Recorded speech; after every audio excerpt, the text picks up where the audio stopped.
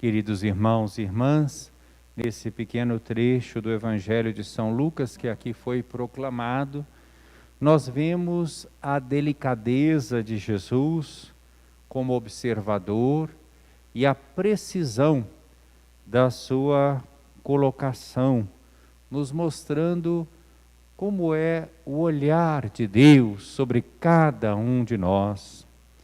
Havia esse costume no templo, os cofres, para que recebessem as esmolas. E muitas vezes pessoas importantes iam, tinha aquelas filas, né?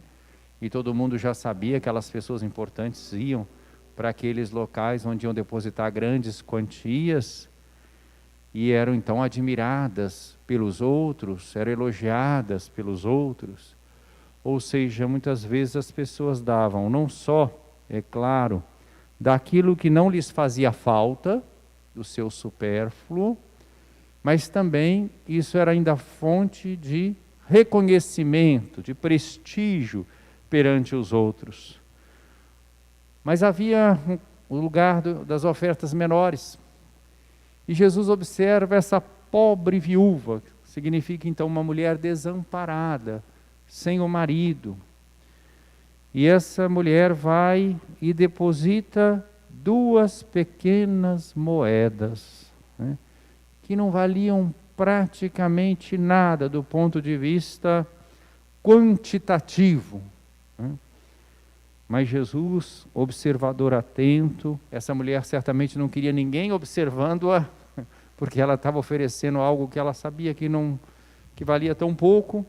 Mas Jesus, observando, disse: em verdade vos digo, essa pobre viúva ofertou mais do que todos,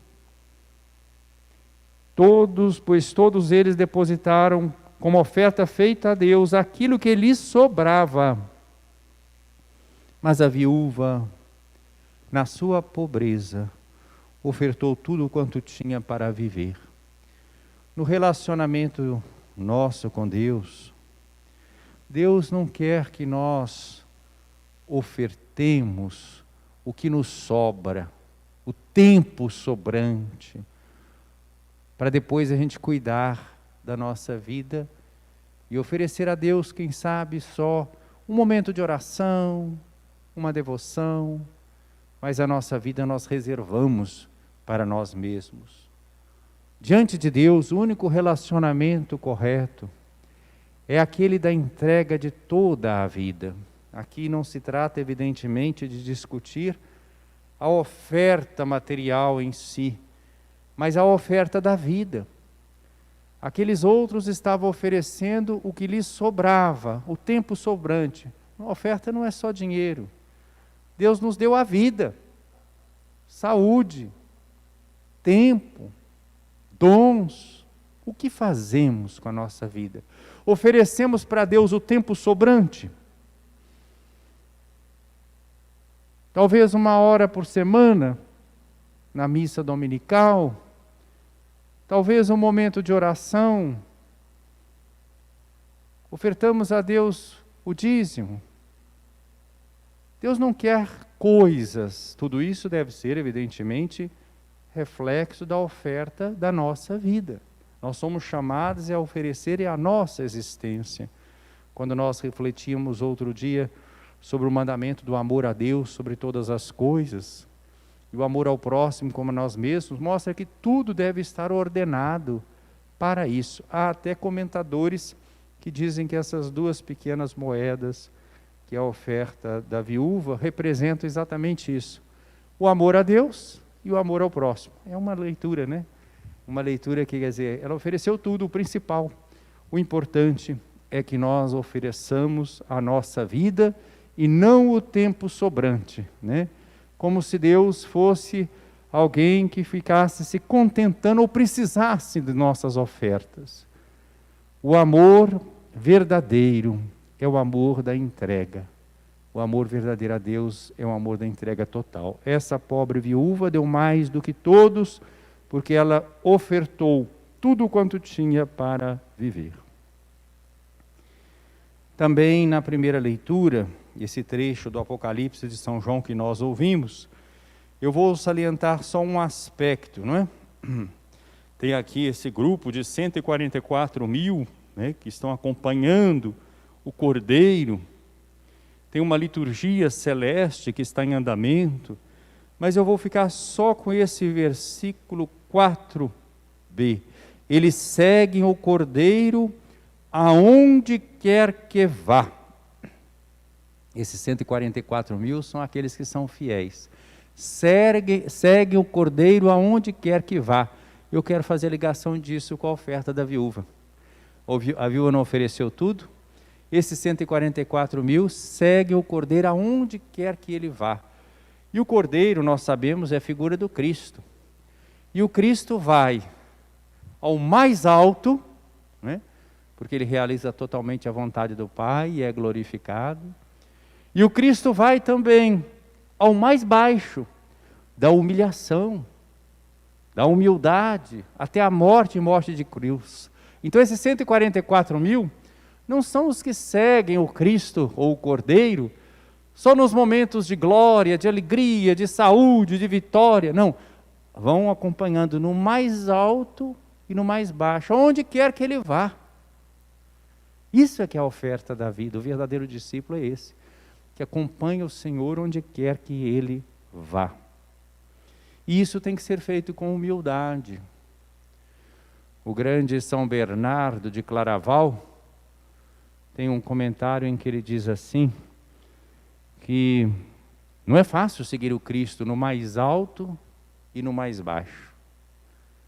Porque uma pessoa, por exemplo, que se reconhece pecador, que não conseguiu viver realmente conforme a vontade de Deus, ela não pode seguir o Cristo no mais alto.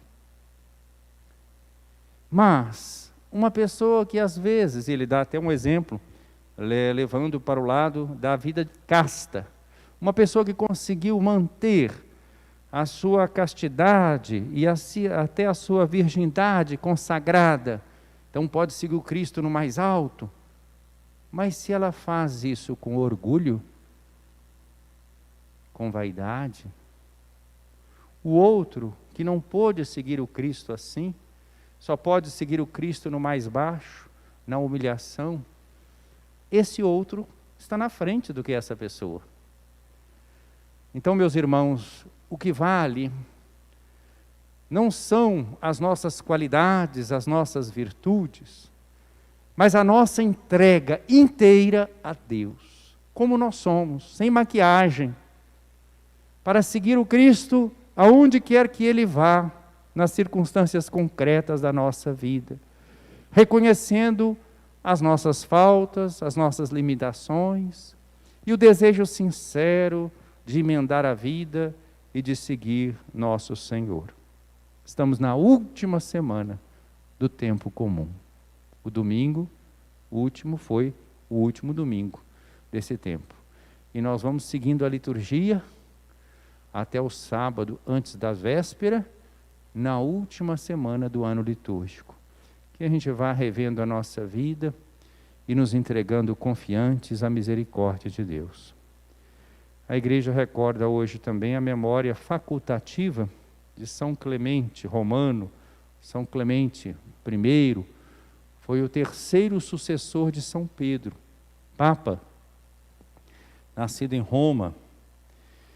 E o que nós mais conhecemos de São Clemente? Porque veio primeiro São Pedro, depois de São Pedro, o sucessor imediato, segundo a lista de Irineu e de Eusébio, é Lino. Depois de Lino vem Anacleto ou Cleto, e o terceiro é Clemente, que conviveu com os apóstolos. Há uma referência até de São Paulo, a um colaborador, Clemente, muitos identificam esse Clemente. Mas quando ele assumiu, Paulo já tinha morrido, Pedro também. Provavelmente São João era vivo. Então vocês imaginem, em Roma, ter um bispo sucedendo Pedro, mas ainda um dos 12 apóstolos vivos, São João, né, que era mais jovem e que morre mais tarde. E houve uma dificuldade histórica na comunidade de Corinto, na Grécia, comunidade que São Paulo fundou. Então, São Clemente escreve uma carta da igreja de Roma para a igreja que está em Corinto. Então, mostra já que a igreja de Roma é o documento mais antigo que nós temos da igreja de Roma, interferindo numa outra igreja. A igreja de Corinto teve uma grande dificuldade, a tal ponto que uma ou duas pessoas insuflaram a comunidade contra os seus dirigentes, contra os presbíteros e bispos, e a comunidade ficou contra os seus pastores legítimos. Então criou uma grande confusão na comunidade de Corinto.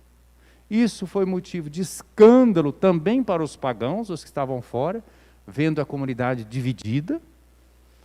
E aí São Clemente escreve essa carta. Interessante, quer dizer, outros não escreveram, mas é a igreja de Roma que escreve. Já é um testemunho mais antigo que nós temos do primado da igreja de Roma, que era reconhecida por todas como a igreja que tinha justamente esta autoridade sobre as demais, porque era a igreja do sucessor de Pedro. Essa carta foi lida lá em grego, teve uma grande aceitação, pacificou a igreja de Corinto e foi conservada e chegou até os nossos dias, porque fizeram cópias delas e passaram para as outras igrejas também. Então é o documento mais antigo que nós temos de uma intervenção de um bispo de Roma em relação às outras igrejas. Inaugura justamente aquilo que depois será uma praxe consolidada, né, ao longo da história. E nesta carta ele vai exortar, temos vários trechos dessa carta que são transcritos na liturgia das horas, que a igreja reza na segunda leitura. Muitas vezes nós temos trecho da carta de São Clemente aos Coríntios. É uma carta que retoma os temas paulinos da igreja, que é corpo, estabelece justamente a importância de obedecer às autoridades eclesiásticas, aos presbíteros, né? Às autoridades constituídas, aos bispos, o respeito aos diáconos, e fala dessa unidade, fala da beleza da criação de Deus. É uma carta bonita e é um documento, então, precioso. Agradeçamos a Deus que nos permitiu ter esses líderes que testemunharam o Evangelho na comunhão apostólica e na tradição apostólica e transmitiram até nós esse legado da revelação de Deus e que está expresso especialmente nas Sagradas Escrituras. Louvado seja nosso Senhor Jesus Cristo. Para sempre seja louvado.